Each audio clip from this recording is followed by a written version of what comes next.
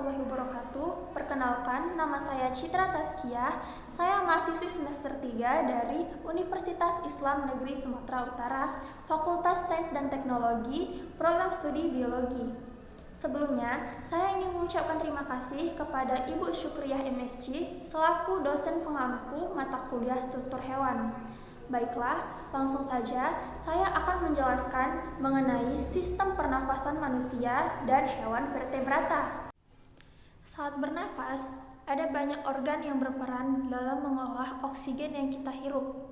Organ dalam sistem pernafasan manusia tersebut saling bekerja sama dan bertanggung jawab dalam pertukaran gas oksigen dengan gas karbon dioksida. Alat pernafasan manusia yang utama adalah paru-paru.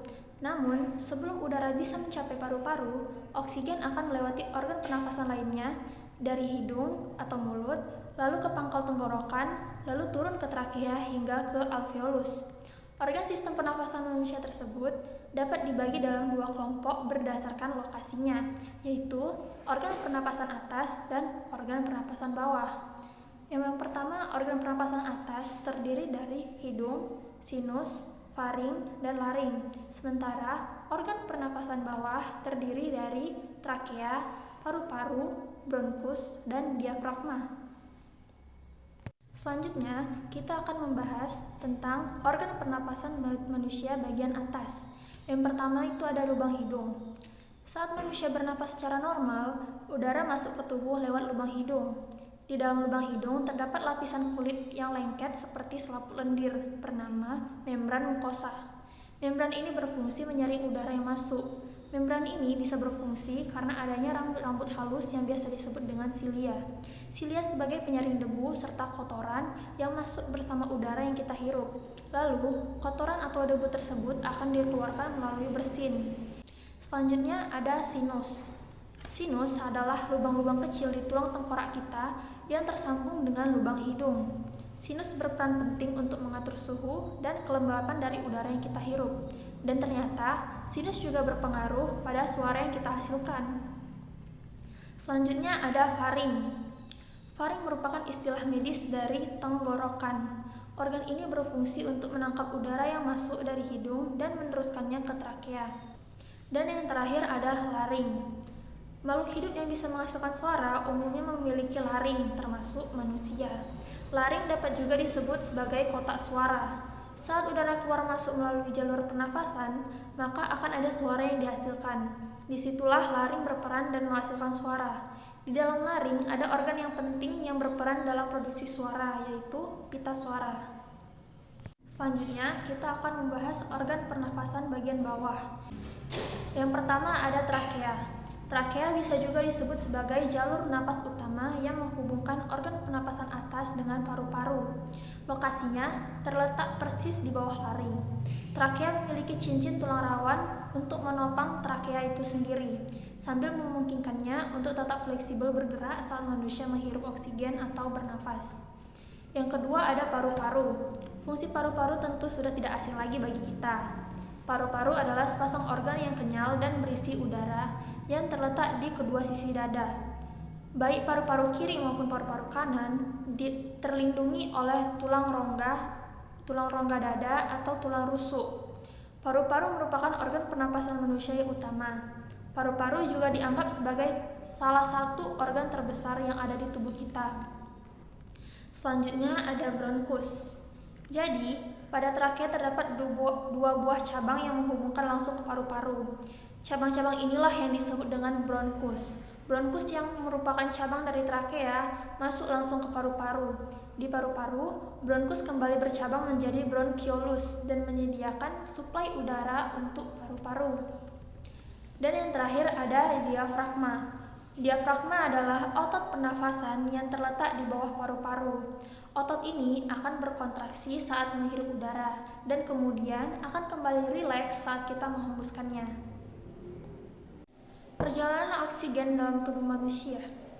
Yang pertama, udara yang dihirup akan masuk ke dalam organ pernapasan manusia secara berurutan. Saat kita bernafas, oksigen akan masuk melalui hidung atau mulut, lalu melewati sinus. Sesuai fungsinya, sinus bertugas mengatur suhu dari udara yang kita hirup. Begitu juga kelembapannya. Dari sinus, udara kemudian masuk ke trakea, lalu diteruskan ke bronkus. Di bronkus, udara akan dialirkan secara merata ke seluruh paru-paru melalui percabangannya, yaitu bronkiolus. Di ujung-ujung bronkiolus terdapat kantong-kantong udara yang dinamakan alveolus. Dalam alveolus akan terjadi pertukaran udara bersih atau oksigen dan udara kotor atau karbon dioksida yang merupakan produk sisa dari sirkulasi pernafasan. Dari alveolus, karbon dioksida kemudian akan kembali dikeluarkan melalui organ-organ pernafasan untuk dihembuskan keluar dari paru-paru. Sementara itu, udara bersih yang ada di alveolus akan dibawa oleh pembuluh darah menuju ke jantung untuk selanjutnya dipompa ke seluruh tubuh. Selanjutnya, kita akan membahas tentang pernafasan hewan vertebrata. Bernafas adalah hal yang harus terus-menerus dilakukan oleh makhluk hidup, baik tumbuhan, manusia, maupun hewan, agar dapat melanjutkan hidupnya. Alat pernafasan pada setiap jenis makhluk hidup pun berbeda tergantung pada habitatnya atau menyesuaikan habitatnya. Seperti halnya pada manusia, hewan juga memiliki berbagai macam saluran pernafasan seperti paru-paru yang dimiliki oleh manusia. Vertebrata dibagi atas beberapa kelas, yaitu kelas Aves, kelas Reptilia, kelas Amfibia, kelas Mamalia, dan yang terakhir ada Pisces. Selanjutnya, kita akan membahas tentang sistem respirasi pada Aves atau burung. Burung adalah hewan berdarah panas, sama seperti mamalia, sehingga suhu pada tubuh burung bersifat stabil karena burung memiliki reseptor pada bagian otak yang dapat mengatur suhu tubuh. Sehingga burung dapat melakukan aktivitas pada suhu lingkungan yang berbeda. Burung menggunakan paru-paru dan pundi-pundi udara sebagai alat pernafasannya. Burung memiliki dua lubang hidung. Yang pertama adalah lubang hidung luar, terletak pada pangkal paruh bagian atasnya. Dan yang kedua ada lubang hidung dalam, terletak pada langit-langit rongga mulutnya. Trakea pada burung sama seperti pada manusia, yaitu berupa tulang rawan yang berbentuk cincin-cincin. Trakea bercabang menjadi bronkus kanan dan kiri. Bronkus kanan dan kiri merupakan penghubung dengan paru-paru.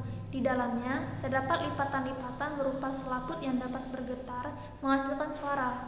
Burung memiliki sepasang paru-paru yang menempel pada dinding bagian dalam tubuhnya. Paru-paru sendiri terbungkus oleh selaput paru-paru atau pleura yang berhubung dengan pundi-pundi udara. Paru-paru burung tidak memiliki alveolus. Sebagai gantinya, ada prabongki yang merupakan pembuluh kapiler yang berdampingan dengan kapiler darah. Selain itu, burung juga tidak memiliki diafragma, sehingga dalam pergerakannya, paru-paru dibantu oleh rongga seluruh tubuh.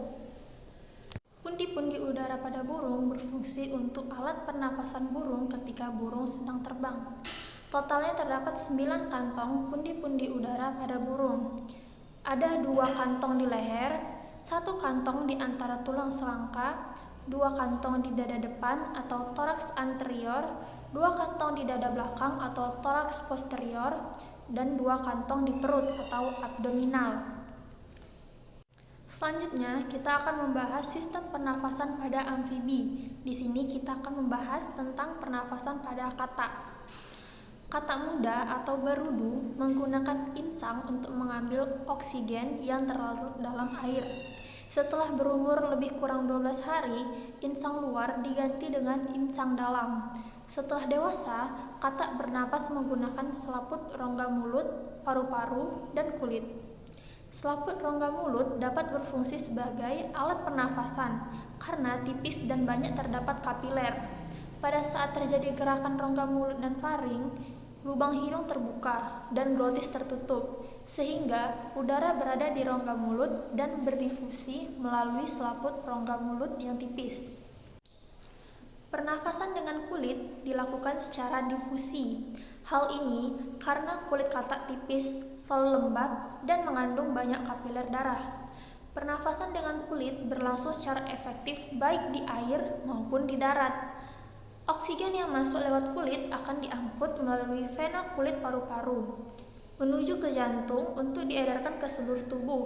Sebaliknya, karbon dioksida dari jantung akan dipompa ke kulit dan paru-paru melalui arteri kulit paru-paru. Dengan demikian, pertukaran oksigen dan karbon dioksida terjadi di kulit. Selanjutnya, kita akan membahas tentang sistem pernafasan pada reptilia. Organ yang digunakan pada pernafasan reptilia adalah paru-paru. Ini dikarenakan sebagian besar reptilia hidup di daratan atau habitat yang kering. Untuk mengimbanginya, kulit reptilia bersisik dan kering supaya cairan dalam tubuhnya tidak mudah hilang. Kulit bersisik pada reptilia merupakan suatu adaptasi hidup dalam udara kering dan bukan sebagai alat pertukaran gas. Walau begitu, ada pula mekanisme pernafasan reptilia yang dibantu oleh permukaan epitelium lembab di sekitar kloaka, misalnya kura-kura dan penyu. Hal ini dilakukan karena tubuh kura-kura dan penyu terdapat tempurung yang kaku. Tempurung ini menyebabkan gerakan pernafasan kedua hewan tersebut terbatas. Paru-paru reptilia berada dalam rongga dada dan dilindungi oleh tulang rusuk. Paru-paru reptilia hanya terdiri dari beberapa lipatan dinding yang berfungsi memperbesar permukaan pertukaran gas. Paru-paru kadal, kura-kura, dan buaya lebih kompleks, dengan beberapa belahan-belahan yang membuat paru-parunya bertekstur seperti spons. Paru-paru pada beberapa jenis kadal, misalnya bunglon Afrika, mempunyai pundi-pundi hawa atau kantong udara cadangan sehingga memungkinkan hewan tersebut melayang di udara. Selanjutnya, ada sistem pernafasan pada mamalia. Secara umum, pernafasan yang dilakukan oleh hewan mamalia sama dengan pernafasan yang dilakukan oleh manusia. Untuk proses pernafasan, hewan mamalia akan dimulai dari rongga hidung, faring, trakea, bronkus, hingga paru-paru yang nantinya oksigen akan diikat oleh darah dan disebarkan ke seluruh tubuh. Selain ada di darat, hewan mamalia juga ada yang di laut, contohnya paus, hiu, dan lumba-lumba. Sama seperti mamalia yang ada di darat, pernafasan hewan mamalia laut juga berlangsung di dalam paru-paru. Bedanya, kemampuan pernafasan hewan mamalia laut untuk bisa bernapas dalam air dipengaruhi oleh keefektifan dalam menyerap oksigen. Jika dibandingkan dengan manusia yang hanya bisa menyerap sekitar 5% oksigen dalam sekali menghirup nafas, maka hewan mamalia laut bisa menyerap 90% oksigen dalam sekali tarikan napas. Selain itu, kemampuan pernafasan hewan mamalia laut juga dipengaruhi oleh mioglobin. Mioglobin itu sejenis protein yang terdapat dalam otot-otot hampir sebagian besar mamalia. Mioglobin bertugas untuk mengikat molekul oksigen atau menyimpan kelebihan oksigen yang mereka hirup. Manusia juga mempunyai mioglobin, sehingga bisa menahan napas untuk beberapa saat. Pada hewan mamalia laut, otot-otot mereka memiliki lebih banyak kadar mioglobin dibandingkan manusia yang bisa menghirup oksigen kapan saja. Yang terakhir ada sistem pernafasan pada Pisces atau ikan. Sistem pernafasan pada ikan, sebagian besar ikan menggunakan alat pernafasan yang disebut insang. Pada ikan bertulang sejati seperti ikan mas, insangnya memiliki tutup pelindung insang yang disebut dengan operculum. Namun, bagian ini tidak dimiliki oleh semua ikan. Insang berada pada sisi sebelah kanan dan sebelah kiri kepala ikan, tepatnya terletak di dalam rongga insang. Setiap sisinya terdapat lembar insang berjumlah 5-7 buah. Masing-masing insang ini dipisahkan oleh sebuah celah insang. Insang ikan memiliki bagian-bagian penting seperti lengkung insang yang berasal dari tulang rawan, rigi-rigi insang yang berguna sebagai penyaring air saat bernafas, dan filamen insang yang berwarna merah muda dengan bentuk seperti sisir. Warna merah muda menunjukkan bahwa lembaran insang terdapat pembuluh kapiler darah, sehingga sangat wajar bila pertukaran oksigen dan karbon dioksida terjadi di daerah ini. Baiklah, terima kasih kepada teman-teman yang sudah menonton video ini. Jika ada kesalahan informasi, saya mohon maaf. Teman-teman bisa mengkoreksinya melalui kolom komentar. Sekian dari saya. Assalamualaikum warahmatullahi wabarakatuh.